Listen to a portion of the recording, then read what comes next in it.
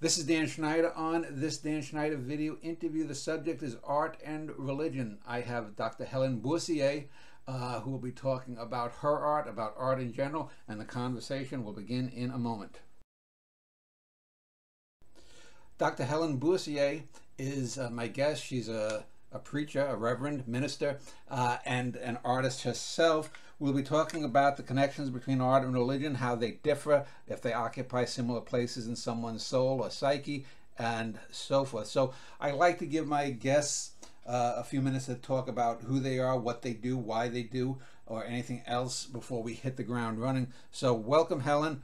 If you could, give a little bit of background about yourself and your belief systems.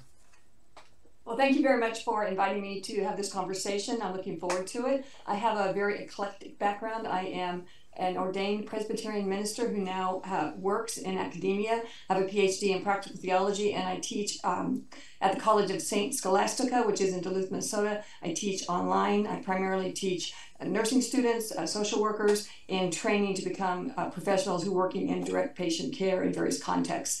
And actually, it's interesting that you're interviewing me or having this conversation this week, because in this very unit, my students are discerning how they can engage the arts for public witness, which I realize isn't necessarily the focus of your topic, but it is the primary way that I engage the arts. In pre-seminary life, I owned a portrait photography studio on Cape Cod for 25 years and did hand-colored black and white portraits of families and children. So I've always looked at the arts as being a practical, if you will. It's wonderful to be a fabulous artist, but you still have to be able to pay your bills. And I taught marketing and sales training to photography colleagues for many years, and they kind of would nickname me the sales queen, because no matter how good your art is, and whether that's photography or any media that you choose, visual or otherwise, if you can't pay your bills, if you can't earn a living, if you can't make your mortgage payment or your rent payment, or your kids can't go to college or all those things, then I would say to people, go and get a real job and then just do the art part for fun. So as long as the art part is something you're putting as your primary focus for what you want to do and be for a living, then you need to be able to package it, market it, present it so that other people are as excited about it as you are. So I have a practical approach to the arts. I'm not a art trained person. My photography aspect was all trained through the professional pathways, not through formal academics. In fact, I didn't go to college and finish a degree until I was 44 years old and on the journey to ordination. So I'm not formally trained. I do not have deep background in the arts in that sense. And even now, the art that I do is primarily and only to bear witness with the advocacy that I do for whatever the focus of my work is, which has been since 2014. I have been a volunteer chaplain with displaced migrant families at the U.S.-Mexico border. And in that, during the dehumanization of the migrants that happened during the previous presidential administration, it was exacerbated tremendously, 2016 to 2020. I realized that I needed people to see the beautiful faces of the mothers and children and families who were seeking asylum in this country.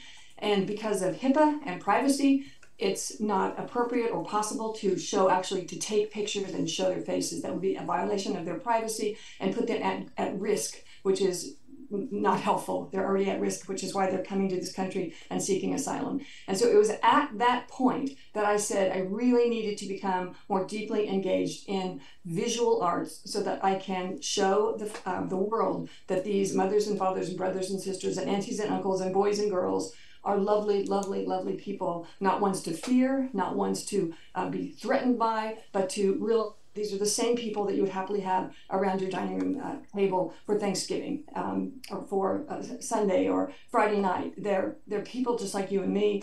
And that, for me, is what the arts has done. It has put faces and humanized people who have been extremely dehumanized by this country, particularly during the previous presidential administration. So that's my primary focus on the arts, why I do what I do. Before we get into something a little more esoteric, I just have to ask, I'm adopted, and my natural family on my maternal side lives in Duluth. Have you ever encountered someone named Finland? Finland with an S, because if you have, you've met taught one of my relatives. No, I haven't. On the name doesn't sound familiar. I have my class list printed here, and I refer to it. And I've actually never been to Duluth, and I don't know if you know the temperature difference in Duluth. Huh. They're all in their little hoodies and bundled up, and I'm down here in 107 degrees in Texas. So there's a climate difference. In fact, one of my students said, "Where are you that it's 107 degrees?" I said, "Well, I'm straight south." Yeah. Yeah, no, I'm sorry, but I'm not. The name's not familiar, but I'll now have to. Well, yeah, I'm also in Central Texas, so let's talk a little bit about a definition. One of the things I've said to people is, for me, the simplest definition is that art is communication at its highest level. Would you agree with that? And does that tie into any spiritual sense of the word? I would say that it's similar. Instead of being at the highest level, putting highest in quotes, I would say it's at the gut level. It is portraying what words alone cannot do. It is bearing witness in a way that is expressing something that cannot simply be expressed. I also look at the arts as being a sign or a symbol, in the same way that, so I'm an ordained Presbyterian ministry, and the definition of a sacrament is that it's a visible sign of an internal, invisible grace. So the sacrament is visible and you can see it. You can't see salvation, you can't see redemption, but the baptism is that physical sign and symbol. I look at the arts not in a religious sense, but that they do very much put flesh on something that you're feeling, but you can't quite get there. And I can show you some examples of what I mean later, but on a simple way, and it doesn't have to be just visual. Okay, so I have my bell. Mm-hmm. The bell in the service of worship when I was working as a pastor symbolized the call to worship. So when I rang the bell, the smallest child knew, Pastor Helen's starting church, we better get in there and get off the playground because she's calling us in. So it's a symbol, an audio symbol. In the same way, I debated on whether or not to wear my liturgical collar, so I'll just put it on quickly here. So when I have my collar on, this is very much a symbol of my office. I'm wearing a symbol, a visual, more art piece, which is a butterfly, a mariposa. The mariposa for the family seeking asylum in this country, it's a symbol of freedom. And freedom means safety. Freedom means life. Freedom means hope. And so throughout the artwork that I've facilitated with the families, they consistently, like 9 out of 10 symbols that they would put in their artwork is always the mariposa. And so I wear this in honor of and memory of and celebration of their call to freedom. And then, so these are symbols.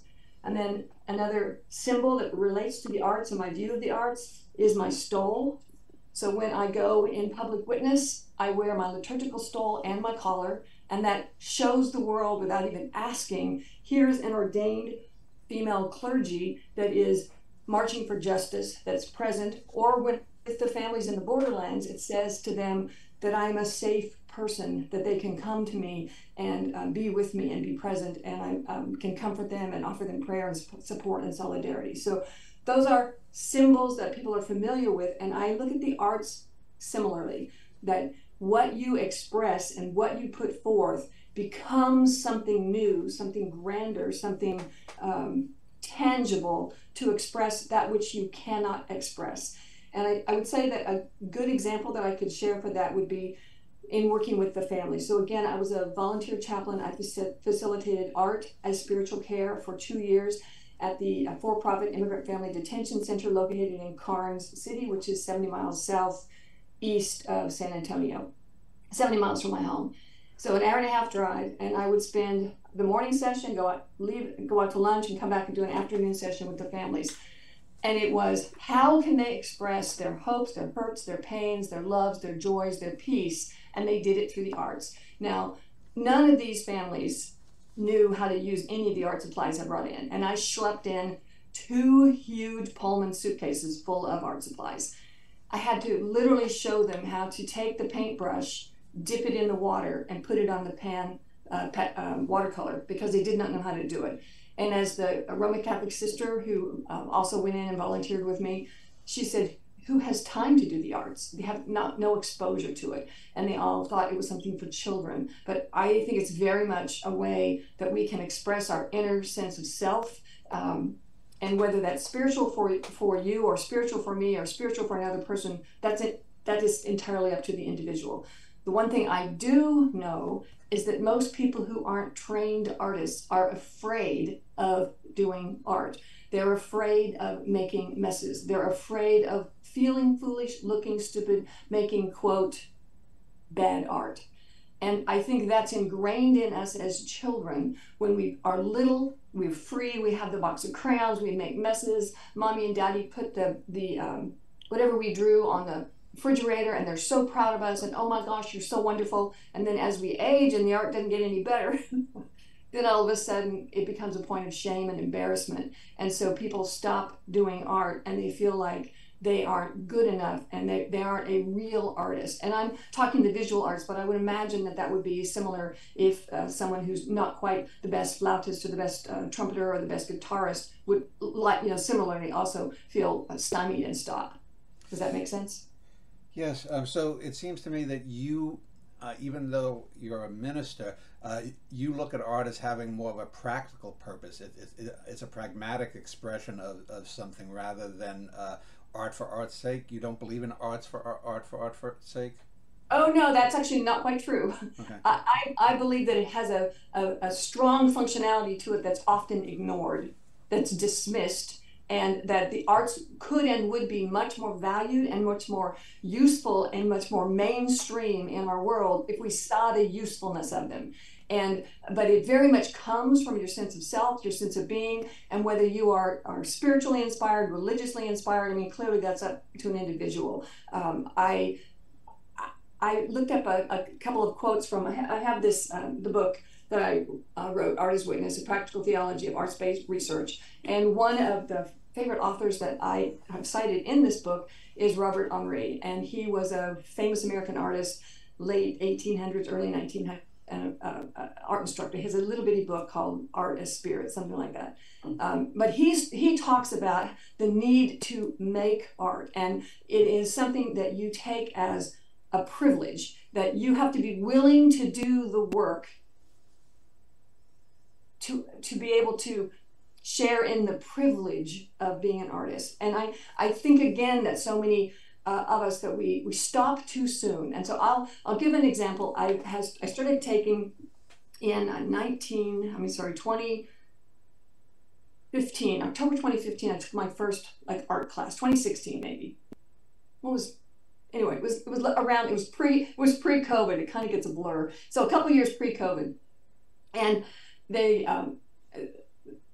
Texas State University is in San Marcos, one town to the north of me, and they have in that community a lot of retired professors who want to continue learning and growing, and so they have a really excellent 55 plus senior options. And there is an artist, her name is Roxana Tutt. She would be great for you to interview, and she is a fabulous artist, but she's also a fabulous instructor and makes you feel like you can do art. And so I started taking these effectively continuing ed classes for seniors. They were offered on Friday, and I teach online, and Friday is the day my students are all scrambling to get their homework done, so I'm not as busy on Fridays. And so I made a commitment that I would take these art classes, no matter what she offered. I was going to take these a 5-week class, 2.5 hours, and I was going to do the homework, all of the homework. And I told her at one point that I thought I was getting an honorary, unofficial Bachelor of Fine Arts by taking these classes. If I wasn't interested in the topic, I still took the class. And in that process, I learned that I could change my image of self from I super suck at art to it's okay. It's not, I'm not trying to hang a Monet. I'm not trying to be a museum caliber artist. I'm trying to simply have a portal for the witness of the families to come through. And once the art got so it wasn't super stinky, then it could become illustrations in my books and actually covers for my books. And so the world is seeing my art, and they probably don't even realize that the author did the artwork. It's not about me. It's about bearing witness with the families. So the art needs to not be embarrassing. It needs to not be stinky, but it doesn't have to be that Rembrandt that hangs on the wall. And again, so many people feel like unless their work is the best, then they're not worthy. I have hang around with a lot of different artists from different groups and things, and going to these classes. And there's one who, in a small group that I've been a part of, she's the one in the group of the 12 that I would consider to be the real artist, for whatever my definition is in defining that. But she's really good at it. It seems to just flow from her spirit. And the rest of us, I call artist wannabes. We're artsy, but we're not like real artists. But even when you're not that real artist, when you learn the craft, you learn the technique, you learn how to use the media, your work can become quite good. And then in doing that, you can be blessed, other people can be blessed, and you have what you mentioned, which is art for art's sake. One of my pastor mentors asked me a long time ago, said, Helen, you need to just do art for art's sake. You need to not have it have a function. And I'm a busy functioning kind of person. I don't chill well, but I did use the arts. The arts for me became a healing pathway. When I finished my PhD in 2012, I had gone from BA to MA to Master of Divinity to PhD, 9 years straight education, and my insides were sucked dry. And so it was at that point that I turned the big loft, 16 by 20, is like a Home Depot storage room, you know, those prefab kit things you can get. So we had one that was just a big messy storage from when we had our business, cleaned it all out and turned it into my art studio. And I would do art for art's sake. And it's in doing art for art's sake that I learned how to do art. I learned what the different brushes could do. I learned what the different materials could do. And it gave me an Art 101 foundation, if you will, of technique that I had never experienced before. And then from there, I gained more confidence that I could do images that would, again, bear witness to the families. But you have to be willing to throw a lot of stuff away and just throw it right in the trash and let it go and say, okay, it's just a piece of paper. I did a bad job. Bummer. It's just a piece of paper. Throw it away, start another one.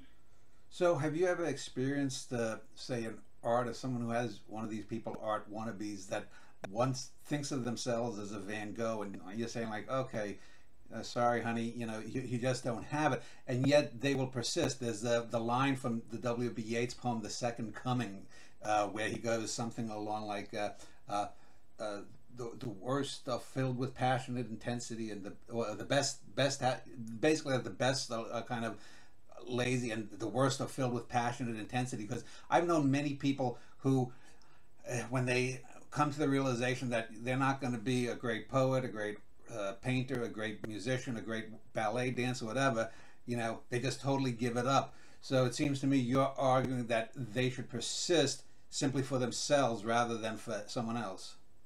It is that it's a big part of art, is doing it for the piece of it. I have been really busy in recent months I've been working on another book and just had lots of other things. And I know a big difference in myself when my art studio is now behind me, and it's been moved in because of the blasted heat in Texas. So I'm not acing my big art studio, I'm acing it with the house that I already am. But when I leave my art behind for too long, my spirit suffers, my sense of self, my sense of peace suffers. And it doesn't really matter necessarily the art that I'm doing. I did some pretty dark art on Sunday afternoon, but it was the first afternoon that I had taken the time to just put music on, put on some favorite old CDs, no agenda, got my glass of iced tea, and I just made messes with pastels. And then when I got done with that mess, I said, all right, well, let's go make another mess. And I made a second print. So it's a combination of the intentionality of learning some, practice makes perfect, right? Chuck Mangione did not learn how to play that instrument waking up at 55 years old and say, oh, I think I'm just going to be a great instrumentalist now, and I'm going to, you know, play so beautifully, or any of the big names, that whatever that skill is.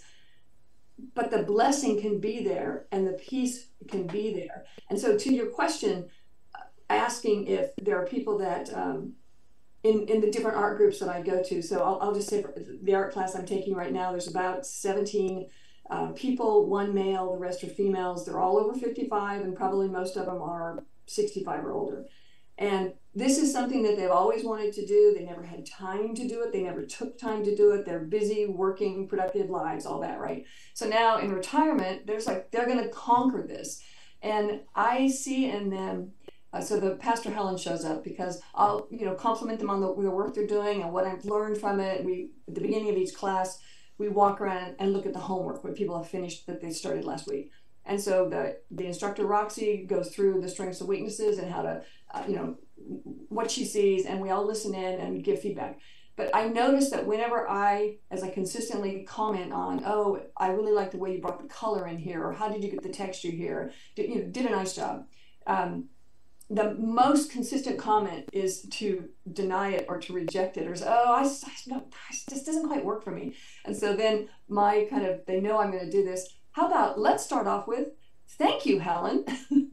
Let's start off with, thank you. And it seems it's much more common that people have a hard time accepting any compliment about the artwork because we are our own worst critics. We look at it and see, I messed up here, I messed up there. And so, in fact, to go back to Robert Henri, one of the quotes that somebody put together, his comments from his, it's just a little bitty paperback, I don't have it anymore, but he said, you leave the mistakes in your art.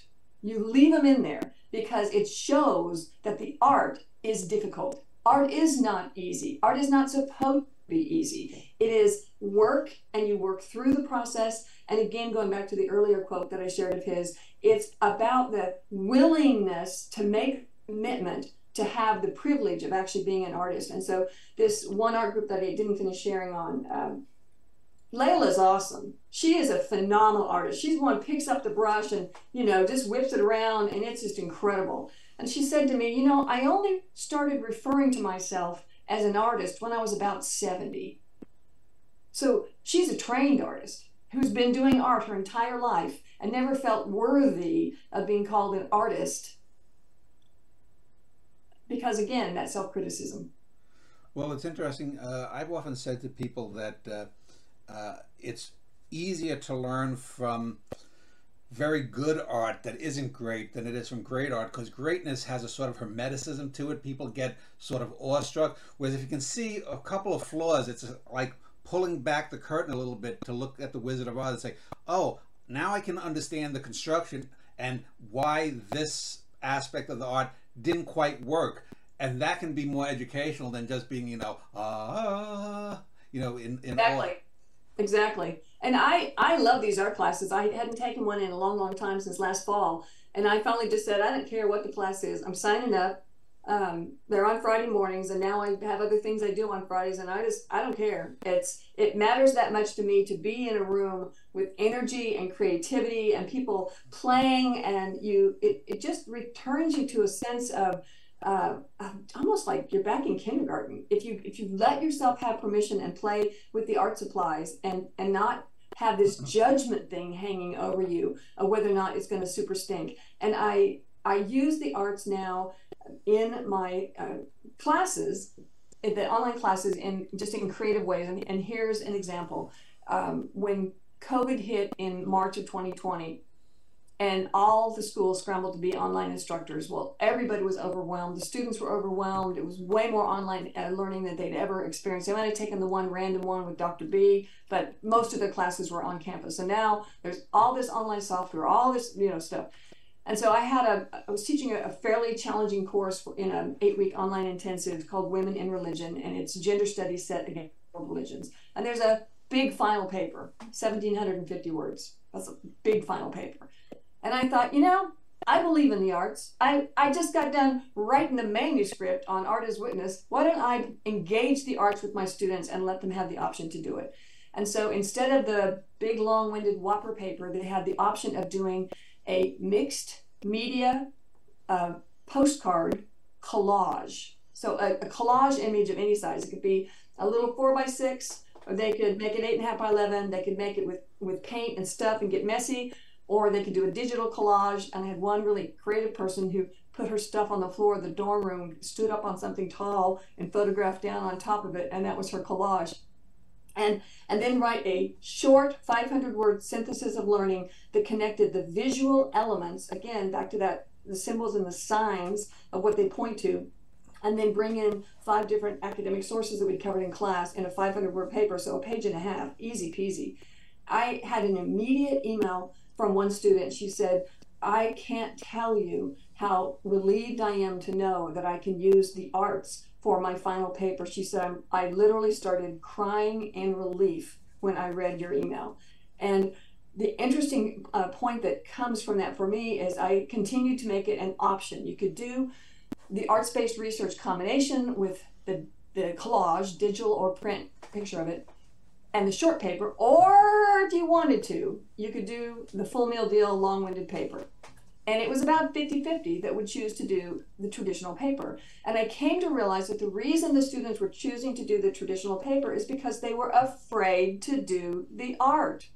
Even though it says right there, you do not get graded anywhere for the quality of the art. All you're doing is putting visuals in words and signs and symbols and then connecting it to the...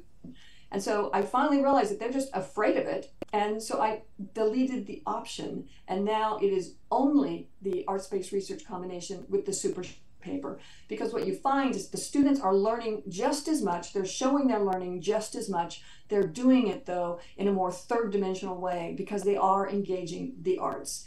And then in the class I teach currently with the, it's called Introduction to Spirituality. Sounds like a bird class, you know, you're just going to fly right through. We're going to just sit around and go, but it's actually taking the role of justice and peacemaking and connecting it into our holistic well-being of people as we connect in the outer world for the greater good. So students, it said also in conversation with world religions.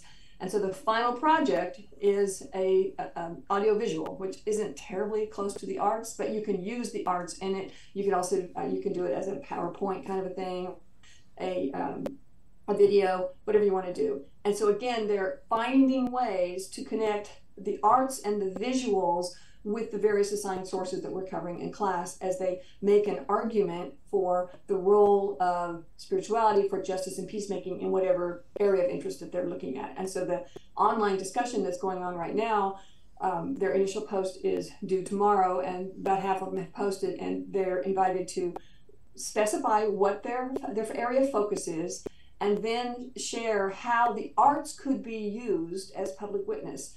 And they have watch the PowerPoint that's about 30 minutes overview with a video inset that's based on this Art as Witness book that I presented the video PowerPoint as a paper for the American Academy of Religion the year that COVID shut it down. And it was all virtual Zoom stuff. And so they watched that to give them ideas, and then they apply that to how can I engage the arts for for environmental justice? How can I engage the arts for racial justice? How can I...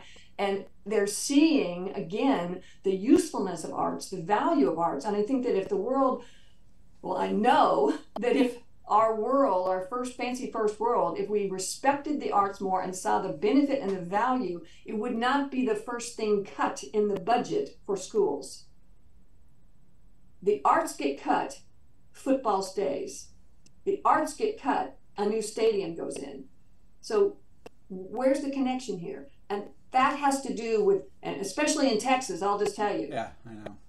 They're Friday night lights. Well, what about Friday night arts? And if we appreciated art and respected art and saw again the usefulness and the value of art, then it would not be brushed away to the side and whacked off with the budget cuts.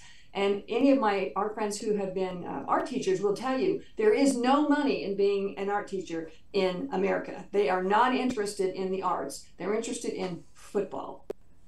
So Helen, you had mentioned earlier about some art being quite good, but we don't really think of that when we think of the divine. You think of something by Michelangelo, Moby Dick and Ahab, the Titanic battle, something like 2001: A Space Odyssey, the film. You seem to be talking about what I might call the more diurnal divine, rather than something that's, the gods up in the heavens battling, or something that's like the dropping of a nuclear bomb in Hiroshima, and how do we portray that? You seem to have been speaking about a more small scale, more personal sense of the self, and that tying into the divine. Am I reading that correctly? I don't think so, not quite. I'm saying that we have agency. Human beings have agency. And we have the possibility to use our agency to make a difference for the greater good, and the arts can contribute to that. If you wait for divine inspiration, you will never become a great artist, because you're going to be waiting and waiting and waiting. And I'll compare that to my writing. I'm a writer. I like to write. I write books. I have book number 6 is moving to production, book number 7, and I have, let's see, start over. In my pre-seminary life, I have about 14 books on marketing, photography, sales, things like that. And then all the way through the academics, my work in immigration, and now I have 6 books on immigration-related topics for justice. And I'm now working on the 7th one. So I'll have people say to me, "Oh my gosh, you write so much. How many books do you have?" I have a stack of books. And if you wait until you feel like writing, and you wait until you're inspired, I would never have any books. But writing life means you sit down at the computer, you sit down at the keyboard, whether you feel like it or not, and you type. And you do it every single day. Every single day.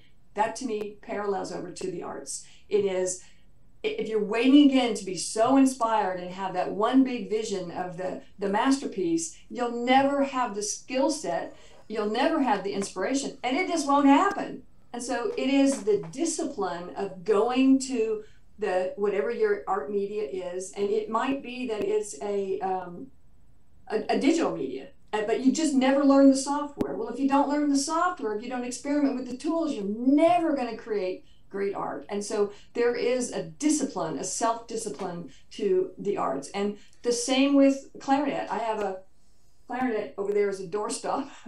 When I was pastoring, blew the dust off my clarinet from my elementary school years and learned how to play. And I played Taizé style music, which is contemplative, meditative, also very easy to play. But since I'm no longer pastoring, I no longer have a reason to play. And my goal in future retirement, when you supposedly have more time, is to be able to have the time to just play music for the sake of playing music. But for me, because I am a busy, productive person, it's hard for me just to play the clarinet just for me, even though it would be a blessing. It's hard to have time to rationalize that as in the arts. And the same could be said of my easel. When I have a class with Roxy, we have homework to do. And if I have that homework, I'm improving my skill, I'm working on it, I'm bringing it in, and we're doing show and tell, just like in kindergarten and first grade, and showing and telling what we learned. But to just wait for divine inspiration or to be magically good, put good in quotes, it's just not going to happen. There is a discipline that comes to any, and the same would be said for any profession, any vocational calling. You're not going to learn you're not going to be a good nurse if you're not going in and doing the practicums. You're not going to learn how to be a facilities manager unless you learn what goes into it. So I see a more objective view about it. I certainly feel the peace and presence of God and the peace and presence of the Holy Spirit when I am open to that option, but that is not what brings me to the art table. What brings me to the art table is a sense of calling that my spirit just needs to be at peace. Let's just go push some art supplies around. Well, I mean, I agree with pretty much all you're saying. I've always said I'll rest when I'm dead, and I think one of the problems is a lot of people are artsy and they're not artistic, and the basic difference is the skill level, the talent level. A lot of people will say, well, I feel things so deeply. One of the words that I really gets me on edge when people say I'm an empath. Ever since Star Trek came along a few decades ago, people like to toss that word around. No, just because you feel some emotion doesn't make you an empath necessarily. But you know, these people have these artistic leanings, and they think that alone makes them an artist. And then when they can't write, or they can't paint, or they can't take good photography or whatnot, they get depressed, and they sit around, and you know, you got to get off your ass and do something. I've said this to so many people over the years, and you know, there are so many ex-artists. But I wanted to, to me, it hints at the thing about self-expression. You mentioned free will. I just did a show on determinism. I'm a big free will person. I find determinists, to me, that's supernaturalism. Religion is too, but it's a different type from what we're talking about when we talk about, you know, am I fated to do something? I mean, I think if the universe restarted, there's not going to be no Moby Dick. There's going to be no Michelangelo, and you could restart it an infinite amount of times. You get one chance, and there, you know, if you wanted to read Moby Dick, you got to be an hour iteration of the universe. It's not going to happen anywhere else. But that gets to the sense of self-expression, I think, and and when you mentioned the divine inspiration, and I talked to you about, or emailed you about what I call the divine inspiration fallacy. I find this also with a lot of artists, is that they are waiting for inspiration to strike, you know, bzzz, but you got to, you know, like with luck, someone said is circumstance meets opportunity, or something to that effect. And Zig Ziglar was always a big fan of that. Luck is where opportunity meets preparation. And if you aren't prepared, you're not going to have the luck, because you haven't done the homework first. I'm a big Zig fan. Yeah, and if you externalize creativity, that God is going to come and strike me, or if it's not God, some kind of force, you're, number one, you're abnegating your own self primarily. But then I think this is why you have so many artists who get so petty with each other, is that, oh, God struck you, but he didn't strike me. Well, I'm just as good as you. And you get this petty kind of thing, whereas if you realize that the demiurge, if you want to call it, resides in you, if you have enough talent, enough skill, enough life experience, that, you know, if you created a great artwork, I'm not going to feel jealous about it. It's only if I think that you're getting favor from the divine that I might be envious, you know? You know, I actually sense that. And what's interesting is, after having worked in the professional photography world and taught and freely, I mean, I had my direct competitors come and take a workshop in my studio. I mean, their studio was a half a mile away, and she signed up for my class and was sitting in the sales room, and I am working through all of what made me a successful businesswoman on Cape Cod in a very high-end, high-caliber portrait photography business. So if you have, let's say, J.C. Penney's, Walmart, Ola Mills photography places over here, A was on the far other extreme. And so in that photography world, no one ever felt threatened. We all felt like there was plenty of business for everybody. It was up to, because you can't clone. And I would say to people, we don't need any more Helen Boursiers. One is enough. So you can take my ideas, but interpolate them, adapt them, apply them, because you don't want a bunch of Helen Boursiers running around. One is just definitely enough. And they would take the ideas and they would apply them. But in the arts, I have sensed that there is a feeling of being threatened, that somehow if your art's better than my art, that lessens my art and lessens my opportunity to do art, in a very wanky, strange way that I never, ever experienced from working professional photographers who had to make mortgage payments and had to send their kids to college with the productivity of the work they did. And I think maybe some of that comes around to what you were talking about, that sense of divine or inspiration, and there's just plenty enough for everybody. There's no reason to feel threatened. Yeah, and since we're not infinite, I can learn, because let's say if I'm a writer and I've done plays, poems, novels, short stories, memoirs, articles, but if, let's say, someone comes along and has some radical invention of, or combining some kind of video thing with a narrative, whatnot, and I can say, oh, I never would have thought of that. Thank God this person is so good at that, because now I can apply techniques A and J to my own art. Exactly. And you know, the old thing, you know, great artists steal, good, you know, bad artists plagiarize, kind of thing. You know, no mind is infinite, so you want to create a garden, if you will, from the loam of the past. You want to have all of these things coming up. You just don't want to be the lone tree. I was wondering if I could do a screen share. Sure, go ahead. Okay, so this would be, I could just use an example from, so one of the ways that I started, when I first started working up the courage, because it really takes courage to put a whole, I mean, the world reads my books, I have no problem with it, but then the art part, somehow it puts you at this place of vulnerability that is so intimidating that I don't want people to know it's my art until they need to know it's my art.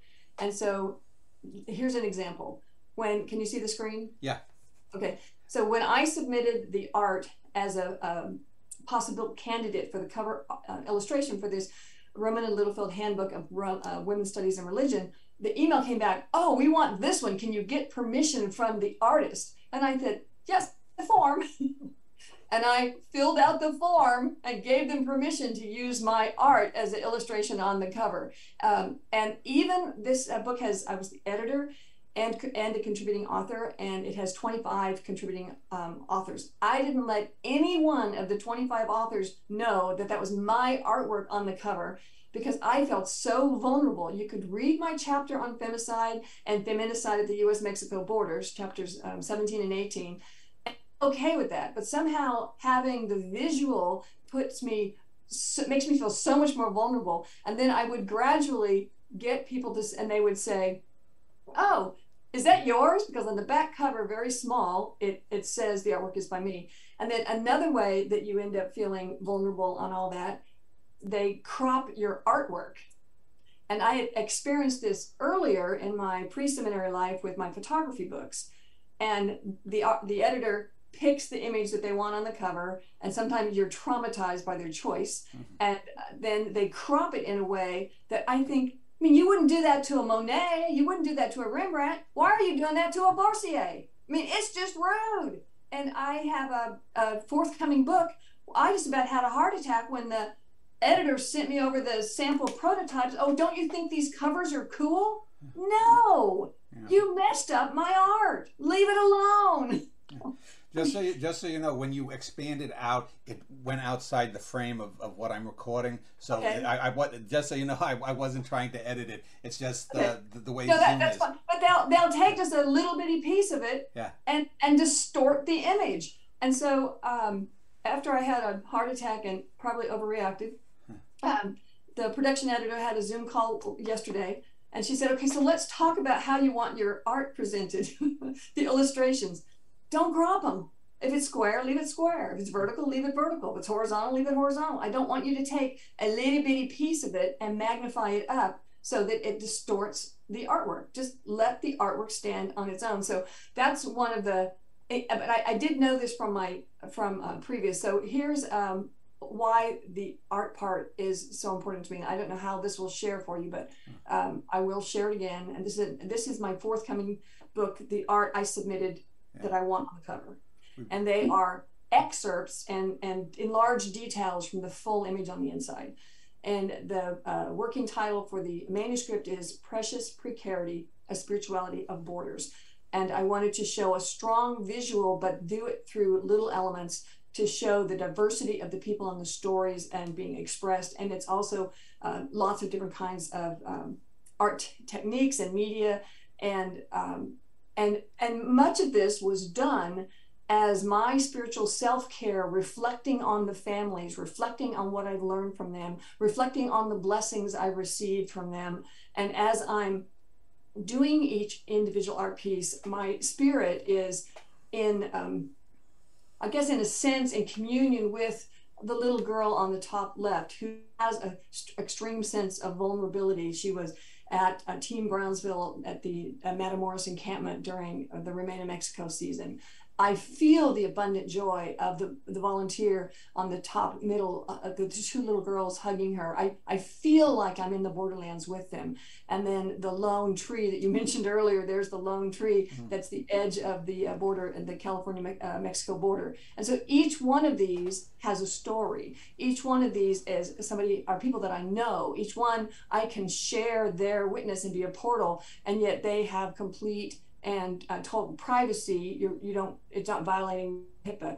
And so the arts, to me, that's what is so profoundly helpful, that it expresses beyond what just our limitation of words. And when I do public speaking, when I do preaching, any capacity that I can, I bring these visuals in some context, so that as I'm saying the words, there can be a witness that goes with those words. And people are impacted in different ways. Some hear and they learn through hearing. They sense more through hearing. Some have strong sense of smell. Some have, so we sense different ways. And so if you can, again, with the arts, you can engage more of the arts more diversely, I think you have a better chance to help with the learning, help with the witness, help with the compassion. And certainly that's true with the work I do with justice and peacemaking. Well, I think one of the major problems is that commerce is not necessarily compatible with art, or at least art that is beyond just trying to make money. I'll give you an example. Last year I had a friend of mine who died. He was a mentally ill man who had he had a traumatic brain injury, he had addictions, he had spent some years homeless in his midlife. He turned his life around. He joined a Methodist church. He worked at an organization, a charity, to help people with mental ills get employed, and then he died. And he had written, he actually was a great poet, so I edited 2 of his books that are going to come out next year, of poems, and he also had 1 novel. Most of the rest of his stuff was bad, but in the novel he had sent it some years ago to what's known as a subsidy press, and the editors just butchered it. Fortunately, I had a copy of what they did, so I could reverse the stuff. They would have little marks about the CMS, meaning the Chicago Manual of Style, suggested. I'm like, God damn it, it's a fucking novel. It's not a fucking business letter. That's what the Chicago Manual of Style is for. And it totally nuded his unique view on the world as someone dealing with mental ills. I mean, it's a book that is a great book, but beyond the technical excellence, it's a look into what mental illness is and how this person experiences it, and you're subjecting it to a business letter. You're trying to make a business letter, and this shows you, for me, the almost total incompatibility of art and commerce. I don't know if you're as extreme as I am in that, but I don't. Well, I have opinions, because I definitely have opinions on everything. So the Chicago Manual of Style is used for academic manuscripts, yeah. And the difference between an academic press and a popular press, Brene Brown has bridged the chasm beautifully. She's a very well-respected academic, but she writes all of her work for general readership. And when you read her words, you feel like you're right there having a conversation with her. So in my pre-academic life and all of the photography, marketing, and sales books I would have people come up to me when I was doing a presentation and say, "You talk just like you write." And I would say, "No, I write just like I talk." And when I went into the academic process, I was really worried that the PhD in a particular process was going to ruin my writing. So I have 6 academic press books. 2 of them are meant for general readership, and so 2 of them have a friendly conversational writing style. And I have to be really clear with the editor. I want there to be contractions. I do not want you to take all my don'ts and make them do not. I want there to be a familiarity to it. So there has to be a clarity with the editor. And so on the Zoom call I had yesterday, she said, "Okay, I got your notes about your writing and what you do." I said, "Well, this is really, really important, because I do not want this book to be stuffy. Precious Precarity, A Spirituality at Borders is going out for general readership. I do not want it to put people to sleep like an academic tomb." So it's really important to me. And so I am very particular about that, for that reason, that the writing style has to match the audience, and if the editor doesn't get that, then you're going to have the disconnect, unfortunately, that your friend had, and trash it, because if the spirit doesn't come through with who that person is and the essence of what they're trying to say, then it's useless. Yeah, I've often said to especially young people that art is more of a verb than a noun, because it's the how you do it. You know, we could have 100 people that experience the same event, and 99 of them are just going to be hit and miss recollections of this aspect, that aspect. You know, it's like, if you know the Our Lady of Fatima thing, where people mistook so many different things. It's a UFO. It's the Virgin Mary. It's this. It's that. But it's the way you communicate something that's more important, in a sense, than the initial idea. You can have a great idea, but if it's communicated poorly, it's not going to be art, or at least good art. Do you agree with that idea of the verbness of art? I do, but I hesitate to use the word good, because that is what stops people from becoming better artists. They stop because they're not good. And so if we could let go of that judgment, and if we could let go of that and allow each person to lean into where they are and what they're doing. One of the chapters, I'll go back to this book, it's on vulnerability. And there is a really huge part of being an artist and allowing yourself to be open to that vulnerability, and to not getting your ego in the way. I actually have never really met any artists that think they're better than they are. I've never met that.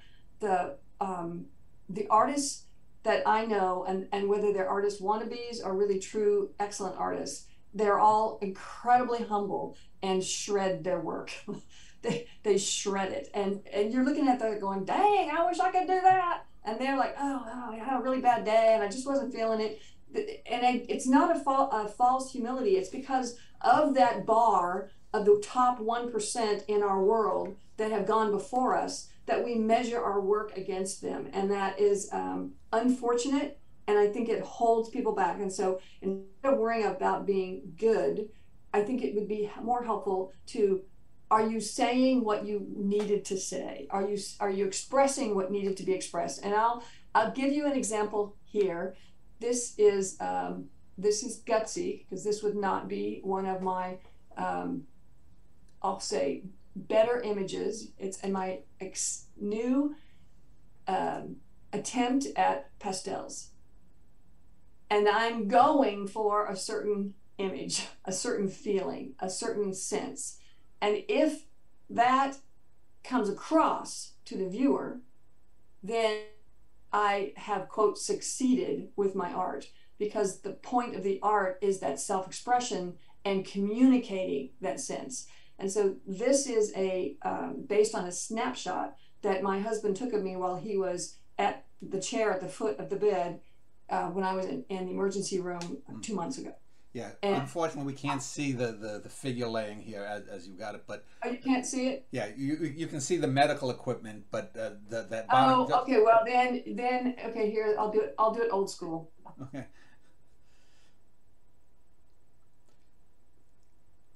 Because it's going to art class on. It actually did remind me of early Van Gogh in terms of the way, like the potato eaters kind of look. I texted an image of it to our son, and he was on a Sunday afternoon. Hi, happy Sunday. And he was like appalled to see his mother in such pain. Yeah, there we go. Yeah, we got it. Okay, so did the art succeed because it's capturing extreme pain and all the other anxieties that goes with the uncertainty of being in an emergency room? So does it need to be good if it's expressing something that needs to be expressed? Well, if it's expressing, if you're talking about expressing the emotion or a gut feeling, that's one thing. But for example, I think if you look at, let's just use Hollywood films, since they're an obvious and easily recognized target. If you're watching another brain dead Marvel superhero movie where you can figure out who the bad guy is or what, and I haven't watched all, I've just seen the clips, or you're watching your typical Netflix movie about some serial killer or something, I think bad art has a definite negative effect on if you want to call it the soul, the psyche, or whatnot. And I think we'd be better off without it. I agree. And let me go back to Zig Ziglar. Okay. He would say, I was a huge Zig fan, did a lot of his sales training sessions in my former vocational calling. He would say, garbage in, garbage out. Mm. And he would say, you know, when you go and you watch a movie and you sit there and you laugh, or you sit there and you cry, it's not because of something they put on the seats. It's something that they put on the screen that's making you laugh, that's making you cry. And if garbage goes into your psyche, your spirit, your sense, garbage will come out. And so I will not and do not watch anything that I feel like would be garbage. I'm very critically selective about any movie, any video, any film, and I will turn it off. In fact, before this call, for this conversation, I was sorting through our DVDs and VHS and going, why do we have these? We're not going to watch these. This is like garbage. They're getting boxed up to take to the library book sale. But isn't that at odds with what you're saying about bringing judgment to art? I mean, you No, it's not for my spirit. I don't want to watch it. You're welcome to, okay. But this is not helping me. Okay, so here's a kind of an old family marriage story joke.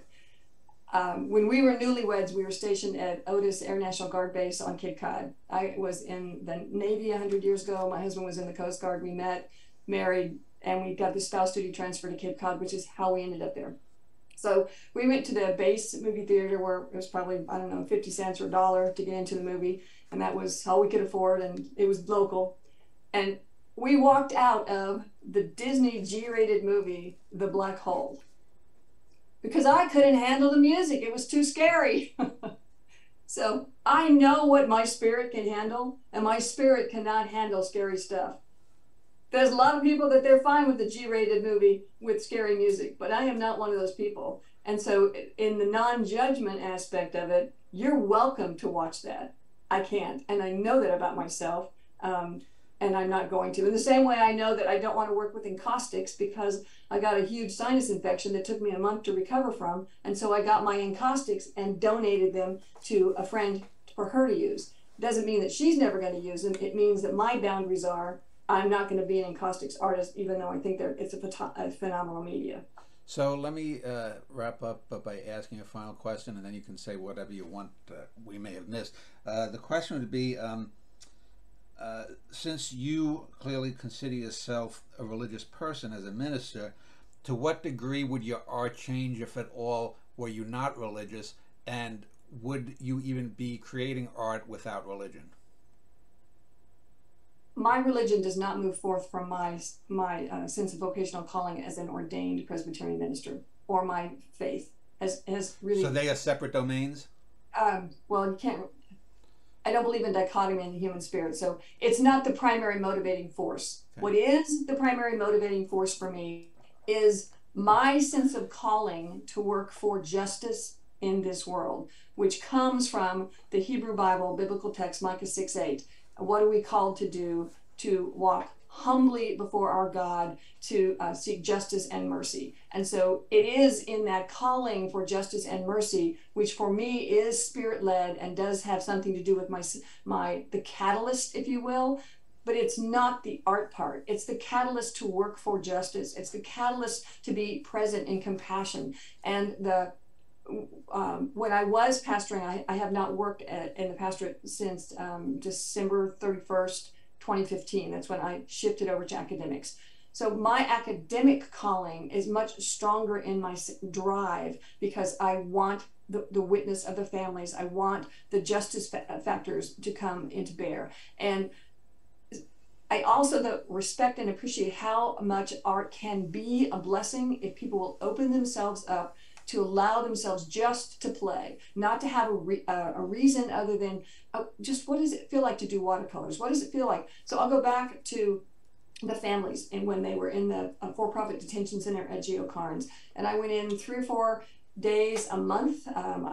At one time I did, on the days that the children were not in the schools, their school teachers would come in and do the schooling, but then they would have a break, and June for a week, and then we had 2 weeks break in July. We would do vacation Bible school type of just 300 children. I would do art simultaneously with 300 children in the gymnasium. That's how many children I had done art with.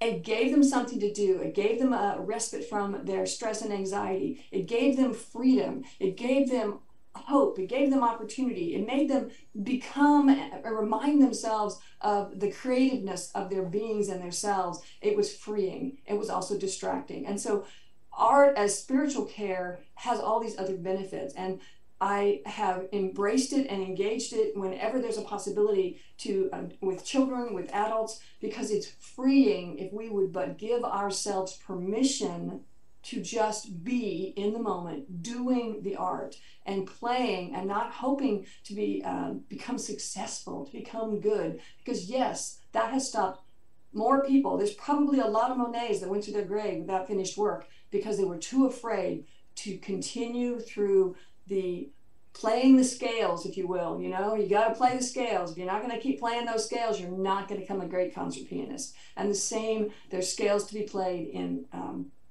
art and a poet. I mean, how many poems does a poet throw away before something actually resonates and you say, yes, this is saying what I was hoping that it would say.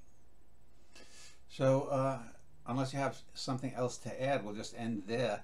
It was nice talking to you. It was very different and a nice change of pace from the usual conversations I have about art. Boursier.us, not .com, but .us is your website. I'll link to that below. And I want to thank you then for spending an hour speaking with me. All right, well, it's been a pleasure all the way. Okay. Paz afuera. Peace out.